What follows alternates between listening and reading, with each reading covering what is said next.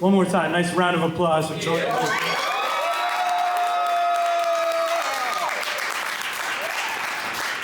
What up, what up? Welcome back to Maine. You did a show for us in 2018. Where at? Maine State Pier, we had Big Boy Fabulous, and it was you. I remember that. There was like a hometown vibe to the show, even though you're from Massachusetts. New England has a ton of love for you, and is definitely very supportive of all of your accomplishments. Thank you, thank you. Speaking of your accomplishments, we have the new album, ADHD2. You want to talk a little bit about the new project that you just put out? I wanted to keep the vibes the same as ADHD1 with a twist, a little bit of a twist. But that project allows me to be free. It allows me to not really worry about a structure and just kind of just do what I want to do. You'll get like a storytelling record, or you'll get like some ISIS sounding shit, and you'll get, you know, like the ADHD record, you'll get some shit like that, which would have been like white noise, but like a 2025 white noise. And then you'll get like some random shit like Butterfly Effect, you know, that's kind of in that lane, but something different. That series is where I get to be free.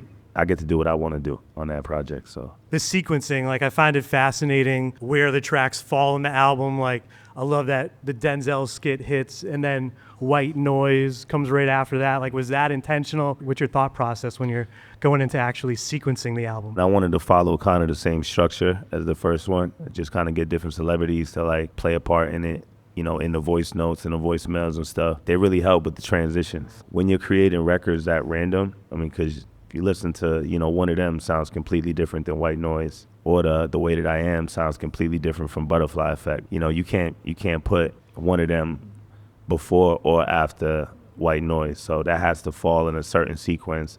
So what I wanted to do is put almost all the records that kind of sounded the same with the same type of vibe next to each other, and then put the skits to kind of separate, you know, the different transformations of the different vibes. You mentioned that, you know, certain records are storytelling records. My first introduction to you is the Ross, I'm going to mess up his last name. Cappuccioni, yeah. Yeah, that record.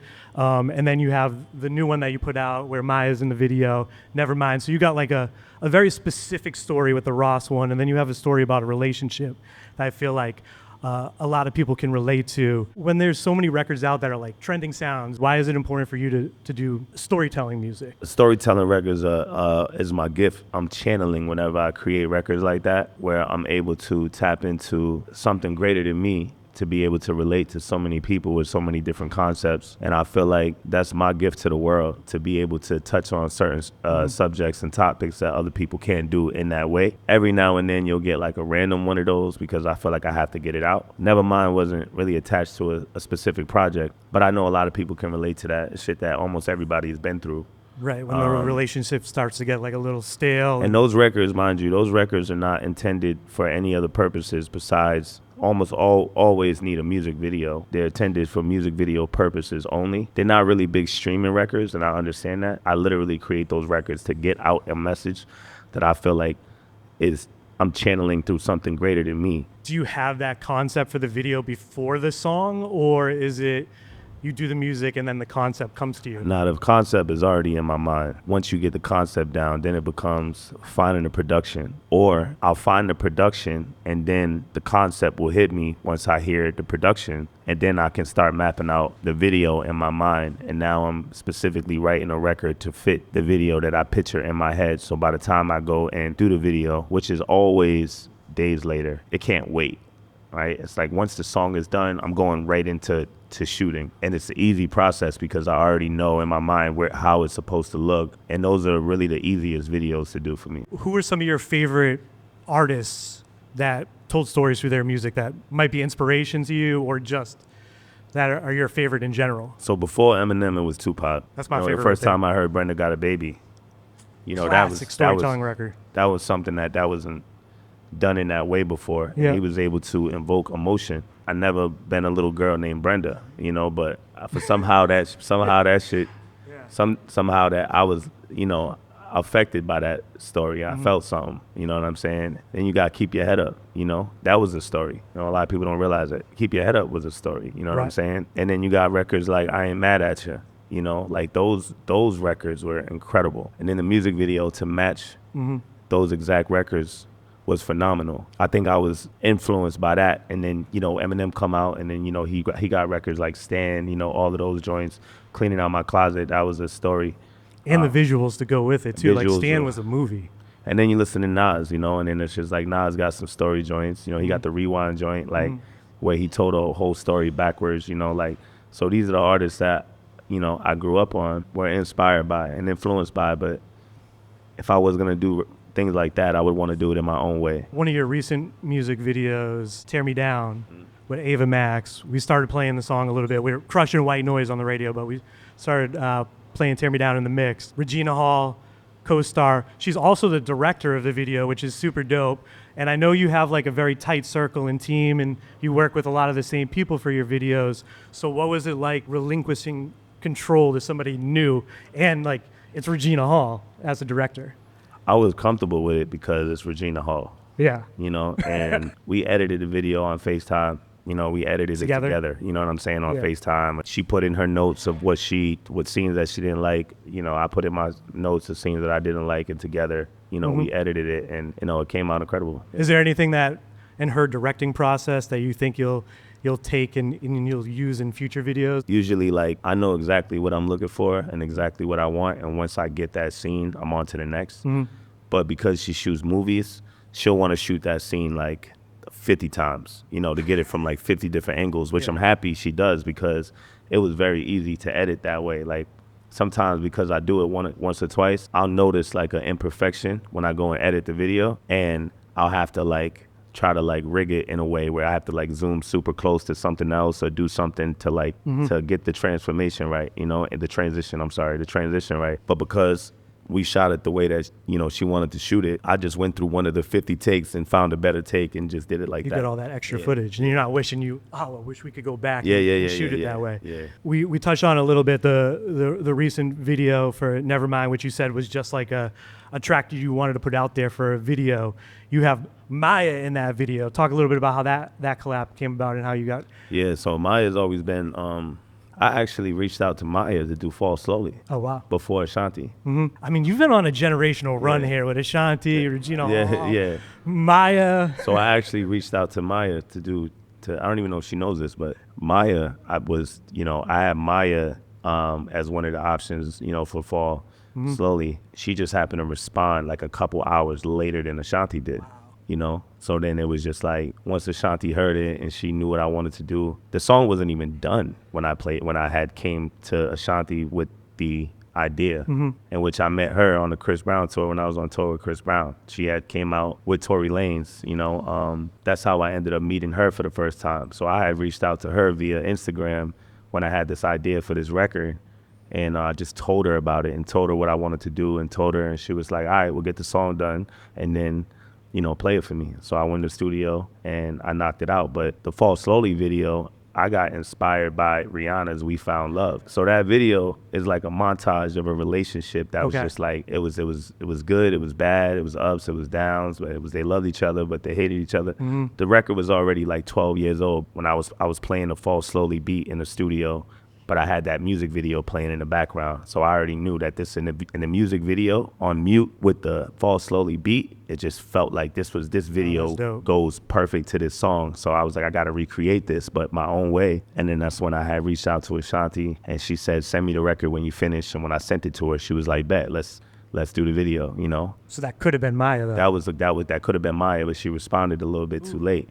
So when I had this idea for Nevermind, you know, at that point we already was cool, you know what I'm saying? So it was like, you know, I told her what I wanted to do. I sent her the record, and she was just like crazy. Do you have like in mind who's going to be the next Joyner Lucas co-star in a music video? We never know.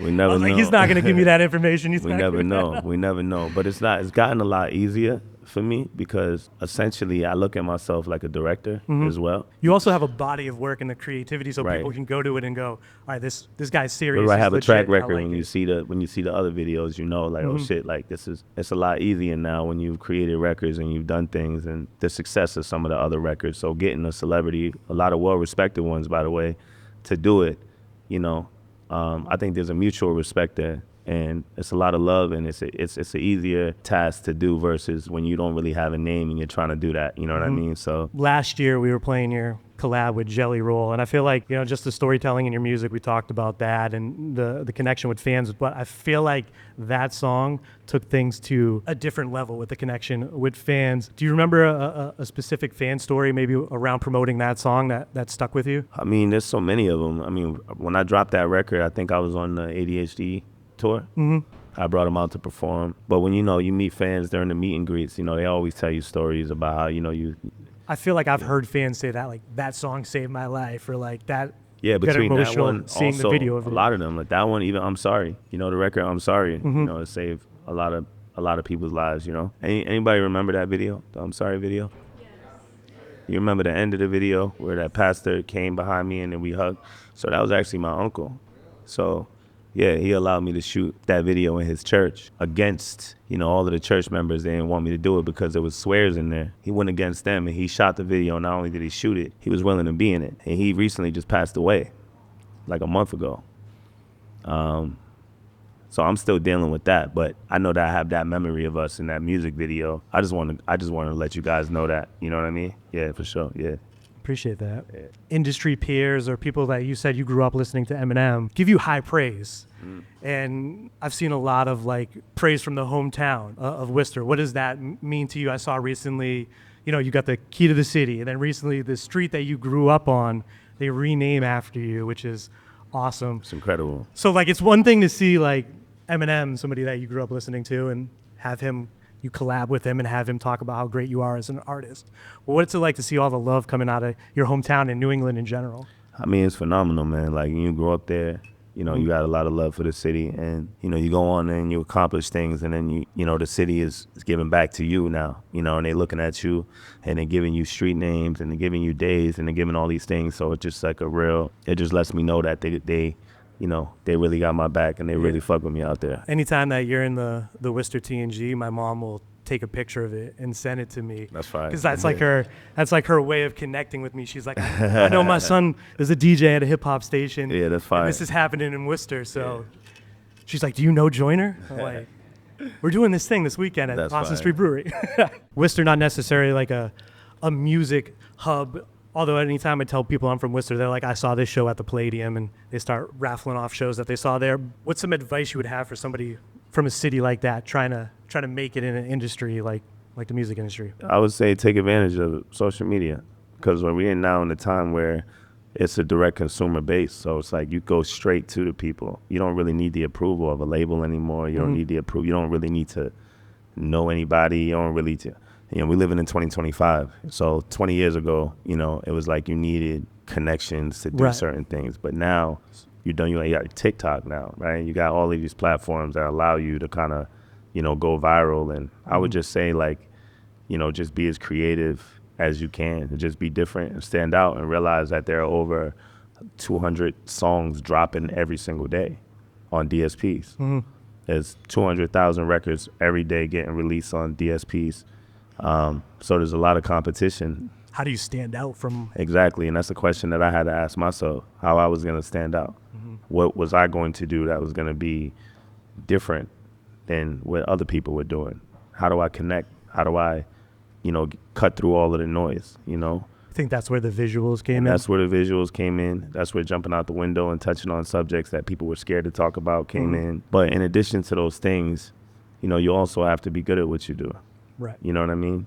Like, if you're good at what you do and you believe in yourself, if you mix that component with the component of being creative and doing what hasn't been done and standing out, those two right there is really the recipe for success. You're an actor in these videos. Yeah. You've been in several movies, Bad Boys. You did the joint with Mark Wahlberg as well. Is there any like aspiration or any like goals to do like a TV series or a movie of your own in the future? See, the thing is I like the control that I have with the music videos, because I've been on a movie set and it doesn't really work for how I like to work. Right. It's a lot of moving parts. There's like 500 people on set every day. There's call times. There's like all these different things. And it's like, I'm just so used to doing things my way. I'm used to shooting a music video, being tired and being like, all right, I'm going to take a nap in my bus. That doesn't fly in the Can't Hollywood do that. industry. I get tired. I'm like, I'm going on the bus to take a nap. I'll be back. Go on the bus, grab a snack, lay down, eat some gummy bears, watch some TV, take a nap, take a shower, get up. All right, let's get back to the shoot, right? You can't do that when you shoot music because we're talking hundreds of millions of dollars. But the music, with the difference is when you shoot a movie, you got to be up at 4 in the morning. You know, you got a car picking you up at 5:02. 5:02. Like, why 5:02? I don't know. Why not 5:02? Okay. Car pick you up at 5:02 to take you to base camp. Base camp is where everybody goes, where you get your hair, your makeup, all that, whatever the movie entails, and then you get breakfast.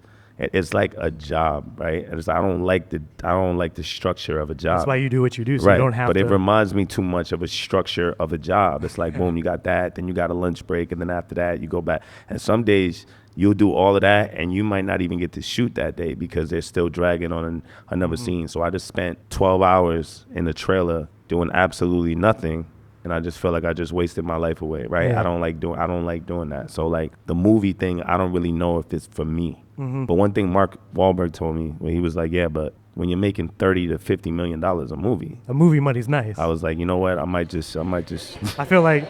I might just chill out, you know.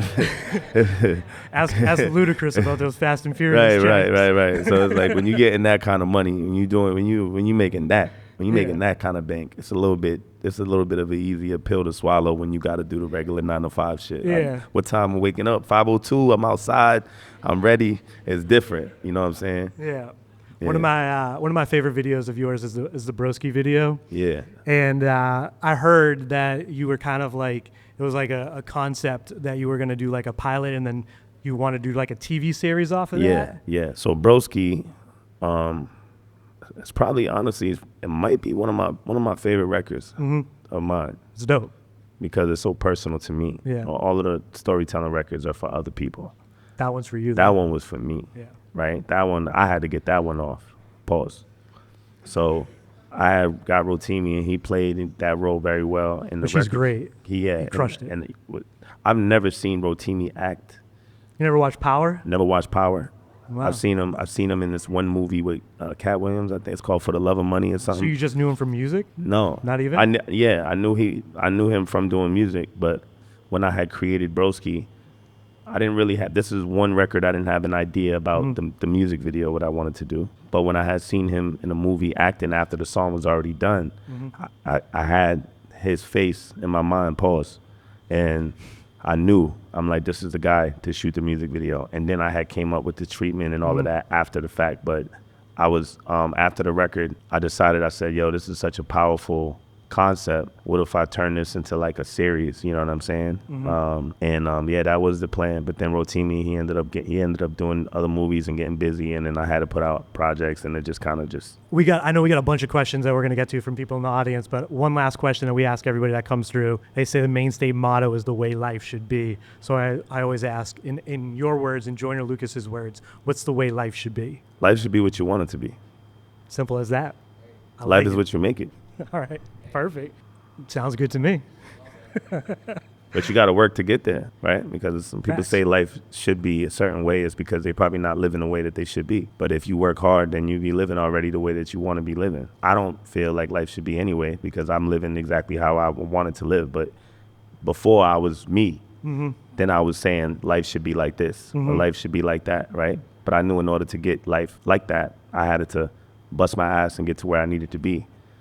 So now life is what it should be for me. Can we open it up for a few questions from the audience? Yeah, I'm here. I'm chilling. What we talking about? What's up? We got Haley. She's got the microphone, right? Yeah. Caitlin is up first. I'm not going to feedback. Not today. Yeah. Caitlin, all yours. What was the hardest song for you to record and produce personally for you? And emotionally. I got this one record called Forever.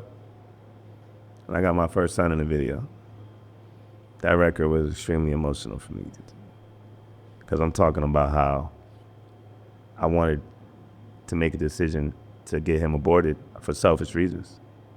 And when he had came out, he was actually the highlight of my life. So I started feeling bad about me wanting to do that.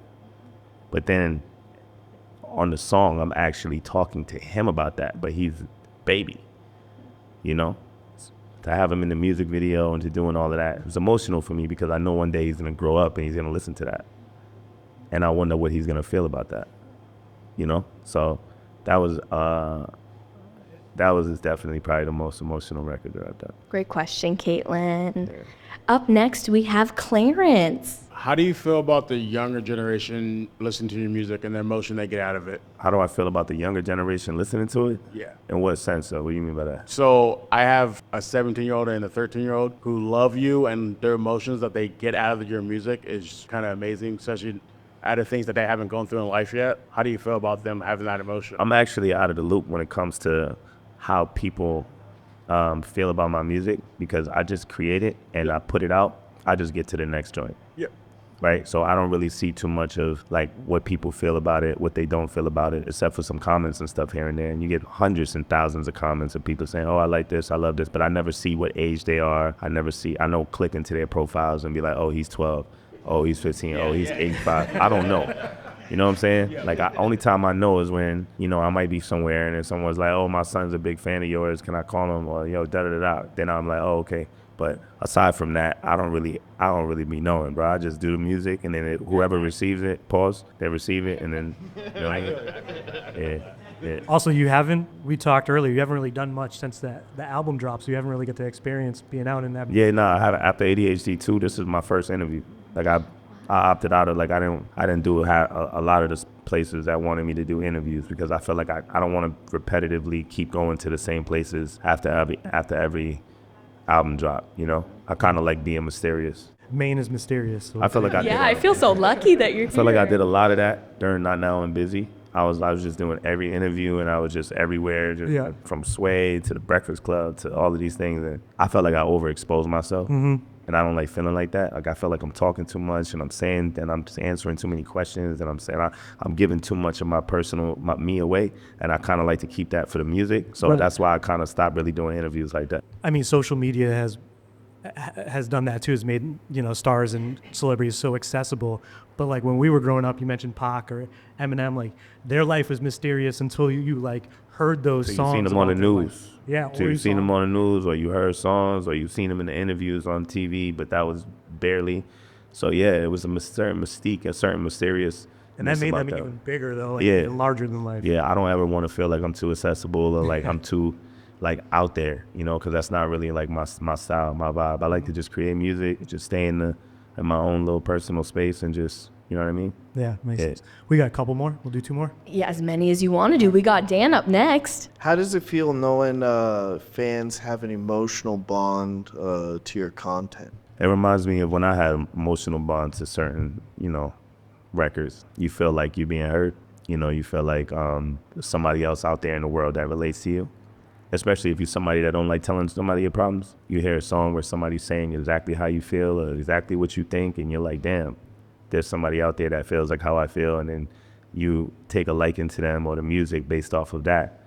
And then those fans are getting tattoos on my face and, you know, my name, and I'm like, damn, that's a big thing. Like, well, what made you do that? You know, and then you're like, oh, you saved my life. You know what I'm saying? So it's like, I don't care what people say. What I could do for you after what you did for me is I could put your face on me forever, pause. And I'm like, well, that's fire, you know? So I can connect to that because like I've went through my moments in life where I hear certain records and somebody's saying something and I'm like, oh shit, like this person feels like how I feel. I think it's dope that I'm able to return that. We'll do 1 more, Haley. Last but not least, Adrian. What's up, Joyner? What's up, bro? Adrian's girl, by the way, was very excited. I'm like in love with you. She ain't get dressed up like that since our first date. But if you had a chance to make music with anybody other than anybody you already did already, alive or dead, who would it be? Alive or dead? Yeah, there's 2 different. There's like 5 different answers to that. Man, shit. We're talking hip hop. Are we talking? Like, I'm trying to hear everything, man. I'm trying to hear any category you have. So first person that comes to mind is Tracy Chapman. Okay.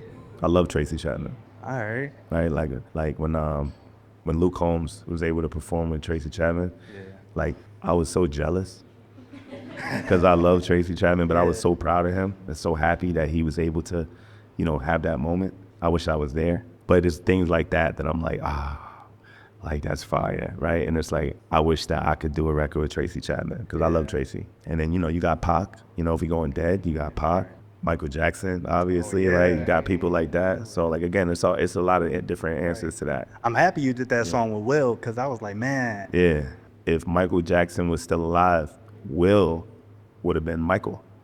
Oh, okay. That song would have been Michael. Yeah. And I would have went into, you would have seen Joyner dancing and doing the, You would have had the red leather jacket on. I would have had all that. I would have went through a montage of his entire career, through his whole, it would have been the Thriller video, it would have been all of that. Like if Michael was alive, for sure. I got one question for you, just because I'm a big Pac fan. Yeah. What are your 3 favorite Pac songs? Jeez. Keep Your Head Up. Mm-hmm. And we going favorite. It's crazy. I listen to a lot of Pac. I know for me it changes depending on the mood. It does change depending on the mood. But Keep Your Head Up is that's a classic. One, that's classic. Do For Love. Do For Love is I love great. Do For Love. Last but not least, How Do You Want It's my shit. All right. I love How Do You Want It. Wasn't that the one that they had Casey and JoJo and there was like the explicit music video too? And I love Casey and JoJo, so like that. That was big when I was in high school.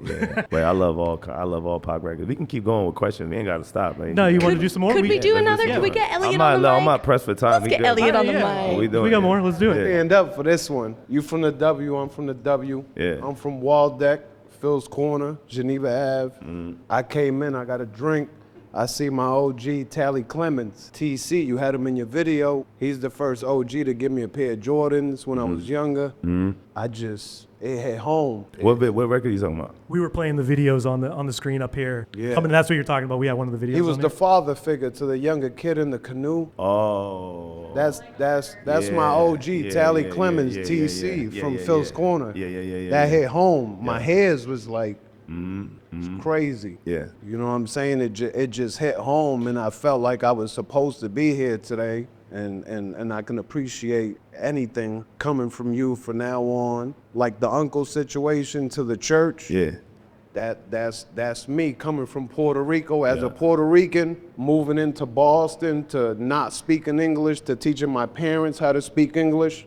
It just like, I can't wait to talk to my mother about this situation. You know what I'm saying? I appreciate you, G. It hit home, my G. Respect and love, bro. I appreciate you. Thank you. We got a couple more, Haley? Yeah. right, let's do Do I ever, Donovan? I have one question for you. What is one thing that your fans don't know about you? I'll get the exclusive. It's a lot. I'm very introverted. I don't smoke weed. I don't like being in the club atmosphere. So if you ever see me in like the club setting, just know I do not want to be there. I'm there for, you know, because there's something that I already, something that I was pressured to do by my manager. This guy right here. Or I'm getting a bag or something like that. But I've turned down bags because I ain't trying to go out. I don't really like being in the club. And my kids mean more to me than anything in this entire universe. I always tell my son, you know, because he's very considerate, you know, towards, you know, my career, and he's 10. Sometimes that he won't say certain things to me because he knows I'm working. And I have to remind him, fuck work, fuck rap, fuck music, fuck this shit. I'm your father, bro. That's first. Exactly. You know, Family comes period. first. That's first. I'll drop whatever. I'm dropping whatever to do that, you know? I'll miss out on it. If you're like, oh, if you had this show over here for this much money, millions, and then your kid was having a situation, then I'm dropping that and I'm going over here, right? That's just, so my kids mean more to me than anything in this whole world. That's something that people may know, may not know. I listen to all types of different types of music. I don't really listen to hip hop anymore. You might catch me banging some Ashley Simpson in the whip. Maroon 5, throw on some Stacey Lattisaw, and then I throw on some Jackson 5, you know, and then I throw on some, you know, some Evanescence, and then I might pop on some, you know, some 3LW, and then just listen to some SWV, and then some TLC. I just listen to all kinds of shit, you know what I'm saying? I get inspired by different types of things, so I don't really listen to a lot of rap music no more like I did when I was growing up. mainly because like a lot of the rap music now is negative, you know, and it's like I love positive. So my favorite type of music is actually like island. I like island music, you know, like rhythms like Ja Cure, like Egyptian, like that type of shit. If you haven't listened to them, like you should listen to them. It's really good energy. It's like real positive energy. It's good. It's like I listen to a lot of that. That's how I get inspired to create rap shit. And I don't know how, but that's just, you know, something else about me. I love to cook. I'm really a chef. Like I really am about that life. Like I really like to cook. And I really enjoy the simple things, you know, being able to spend time with my kids and take a drive in one of my cars and like just, you know, go eat some food. Oh yeah, I'm fat as fuck when it comes to feed up. It's another thing. Drew knows that. I'm a foodie. Like I love food, bro. I'm supposed to be like 700 pounds. I don't know why. I'm really supposed to be a fat motherfucker, but I know when it's time to like fast and chill out. But I love to eat. What else? I know. I'm just kidding. It's an intimate moment. So I gotta, you know what I mean? What are your 3 favorite Ashley Simpson songs? No, I'm kidding. That was going to be my question. Pieces of me. What's the next one? Do you have more questions? How many more do you got? Oh, I could keep going. Yeah. You want to do a couple more? Yeah, I'm chilling. All right, yeah. Joyner's chilling. All right, cool. Brittany, you're next. Hello. What's up? What is the best advice that you've ever been given? Best advice I've ever been given. All right, so I was I think 20, I'm like 20 years old, 21. Some kid I used to rap with, you know, back in the day when I was like 21. He ended up getting a tattoo. The tattoo said FAD, and I said, what the fuck does that mean?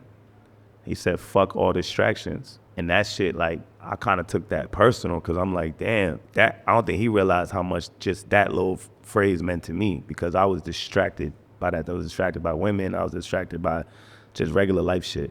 So I felt like I couldn't break through because I was so distracted. But once he had got that tattoo, I ended up moving. And I went far, far away. I went to Montana, and I completely got away from all my distractions. And I knew that the only way in order for me to really break through in life is to get away from distractions, because as long as I'm distracted, I'm never gonna get to where I need to go. How can I focus on getting to where I need to go if I'm distracted? I ended up getting this shit tatted on my hand. And whenever I look at that shit, and that's what really drove me and pushed me to where I need to go, just that little FAD shit, that shit really took me to where I need to go. Because anytime I felt myself getting distracted, you know, by friends, women, fucking, you name it, I just look down on my hand and be like, nah, I'm not doing that shit. I gotta stay in the studio tonight. I gotta write this record. And it's easy to be distracted when you got a bad bitch on your line, like, yo, come over. And you're like, damn. Count my money, party with bitches, right? So you like really you don't know what to do.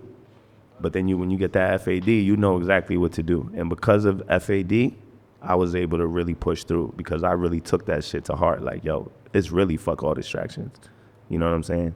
So that's my best, that's my greatest advice I can give to anybody is fuck all distractions. Once you fuck all distractions, then you can get to where you need to go, because you're not distracted by nothing. I know this shit sound like some cliche advice, but that shit real. Where'd Haley go? I'm over here now. Oh, I'm fast. We have Ryan up next. So I'm a huge fan, but I was wondering what sort of inspired you to make ADHD and ADHD2, because those are 2 of my favorite albums that have gotten me through a lot of stuff. Was it like a personal experience that made you want to tell that story? So as I was growing up, I do want to, before I get to that, I forgot one very important thing. The homie that had got the FAD tattoo, he actually passed away too a couple days ago. His name was Aishan. So he was a really good friend of mine. So shout out to Aishan. But Aishan ended up passing away. So that was unfortunate. But to answer your question, I think that when you've been told so much that you have ADHD, but you're told it in a way where it's kind of condescending, when you're growing up and you're made to feel like shit about it, and then you end up breaking through. The highlight of ADHD is really, what that is for me, is really, fuck you, the kid who had the ADHD that you was talking shit and saying I wasn't gonna do this, da-da-da-da. I actually made it and I actually pushed through. So not only am I gonna highlight the ADHD shit, I'm gonna put it on the album, I'm gonna make merch, I'm gonna do all of these things. And hopefully everybody who has ADHD still understands and knows that even when you do have it, you can still push through and be great. And I know there's a lot of famous people that they actually have ADHD, but I kind of wanted to like carry it on my back and just be the one, just, you know what I'm saying? Just to kind of like make it cool, you know what I'm saying? And now everybody who don't even have ADHD be like, I got ADHD. And I'm like, you lying. You're moving over I'm there. over here. All I got Ethan over here next. Yeah. What's up, Joyner? I hope you're doing good. Yeah, respect. What's your sort of process with motivation? And I guess FAD is probably one of the biggest ones, but getting motivation to actually do stuff in life when you feel like sort of everything is going wrong, and also like you don't feel like you're in the right sort of environment or area for yourself. You know how people say speak into existence? I like to live into existence. So like Drew knows, what I'll do is like I'll go, I don't know, we talking pre-money or money, right? It's different. If we're talking about having no money versus having money, like I would go somewhere and go rent a big ass house and, you know, go rent some fly ass cars or go do something that inspires me, and then I'll get back to it, right? I gotta go see some shit. I gotta experience some shit in order for me to be inspired enough to go. Because you're never gonna be motivated if you are still in the same situation. So you have to give yourself an experience. You know, with that you become motivated. Yeah. You understand what I'm trying to say? Yeah, I get what you're trying to say. All right, next up, my friend Tyler in the front. Is there any like genres or projects that you want to experience outside of the hip hop genre at all? Yeah, there's a ton of them. It would have to be done within. It would have to still be some type of hip hop, but I do like to sing, you know, some records. You know what I mean?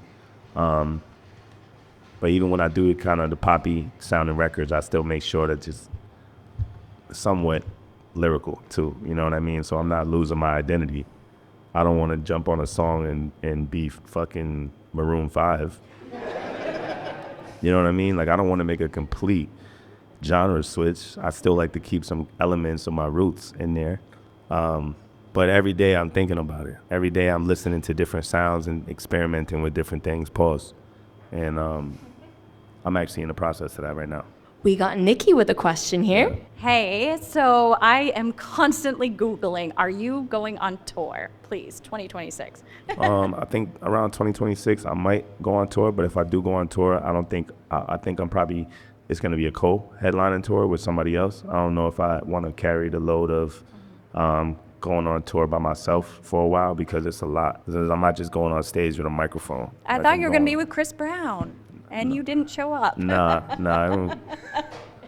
I don't know if I'm going to go on multiple Chris Brown tours. You know what I'm saying? Like, you know, he was nice enough to let me go on one of them, and I appreciate that, but I'm not going to go on a bunch of Chris Brown tours, you know? Yeah. Doing a tour with somebody else, I don't know who that person is going to be yet, but I think that's the only way that I'm going on tour again at some point. Going on tour by myself is a lot, because I'm really carrying the weight. Me and my team is carrying the weight of everything that goes into it. It's a lot, you know? It's a lot of expenses, it's a lot of money, it's a lot of time, it's a lot of setting up, and you got like 20 employees, and you got, you know, it's a lot on tour, you know what I'm saying? So I've done that for like 6 tours already. So the next time I go on tour, I don't think I want to do it the same way. Makes sense. Yeah. Thanks. Do you have plans of continuing Joyner Fest? Yeah.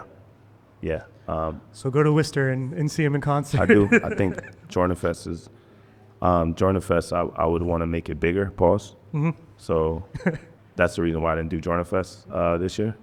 Or did we do it last year? I think you did it last year. I think I did it last year. Yeah. We did it last year. I was supposed to do it this year, but I wanted it to be bigger than last year, pause. So I didn't do it because I was working on the album. Got another question if you're ready. Hi, my name's Melise. It's more of a thank you. I want to thank you for sharing your experience and your courage, for sharing your ADHD with just the general public. Having ADHD and having been 10 years older than you, like the treatment of children in schools and going through it it's just bizarre and how it affects us growing into it as an adult.